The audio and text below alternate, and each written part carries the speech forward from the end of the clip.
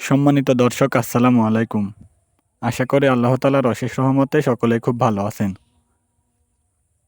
আপনারা যারা আমার ভিডিওগুলো নিয়মিত দেখেন তারা হয়তো একটা বিষয় জানেন যে আমি কৃষিকাজের সঙ্গে জড়িত রয়েছি। আর আমার পুরনো দর্শকরা আরও একটা বিষয় জানেন যে আমি পড়াশোনার সঙ্গেও জড়িত রয়েছি। বেশ কিছুদিন আগে আমার অনার্স ফাইনাল ইয়ারের পরীক্ষা শেষ হয়ে গেছে। আর আল্লাহর রহমতে আমার পরীক্ষাটা আলহামদুলিল্লাহ খুব ভালোই হয়েছে। অর্থাৎ রেজাল্ট আসলে আমি গ্র্যাজুয়েট হয়ে যাব। আমাদের দেশের মানুষের একটা ভ্রান্ত ধারণা রয়েছে যে পড়াশোনা করলে চাকরি করতে হবে। আর পড়াশোনা না করলে বিদেশ চলে যেতে হবে। দেশে নাকি কিছু করা সম্ভব নয়। এটা আমাদের এলাকায় অনেকেই বলে থাকে। হয়তোবা আপনারা যারা আমার মতো পরিস্থিতিতে রয়েছেন তারা হয়তো এই বিষয়টার সঙ্গে রিলেট করতে পারবেন।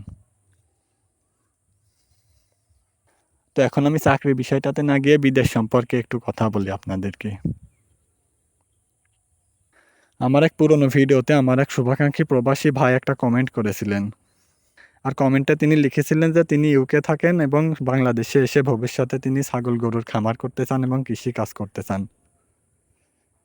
তো আমি তার কমেন্টের রিপ্লাইয়ে তাকে ধন্যবাদ দিয়ে জিজ্ঞাসা করলাম যে ভাই, আপনি ইউকের মতো এত সুন্দর একটা দেশে সেটেল থাকা অবস্থাতেও কেন বাংলাদেশে এসে সামান্য কৃষি কাজ করতে চান?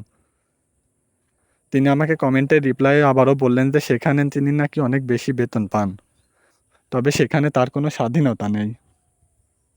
তিনি আমাকে উত্তর দিলেন যে বিদেশিরা নাকি টাকার মেশিন, আর তিনি নাকি প্রবাস জীবনের পরাধীন জীবনে আর খুশি নন। এজন্য তিনি বললেন যে আমি খুব শীঘ্রই বাড়িতে চলে যাব, আর বাড়িতে গিয়ে খামার সেক্টর ও কৃষিকাজের সঙ্গে জড়িত হব। তাহলে আপনারা ভাবুন যে ইউকের মতো একটা উন্নত দেশে সেটেল হওয়া সত্ত্বেও তিনি নাকি বাংলাদেশে এসে এই খামার সেক্টরের সঙ্গে জড়িত হতে চান। আর এর প্রধান কারণ হলো তিনি নাকি নিজের স্বাধীনতা ফিরে পেতে চান। আর তাছাড়াও তিনি বলেছিলেন তিনি নাকি মানসিকভাবে শান্তিতে থাকেন না, সবসময় দেশের কথা মনে পড়ে।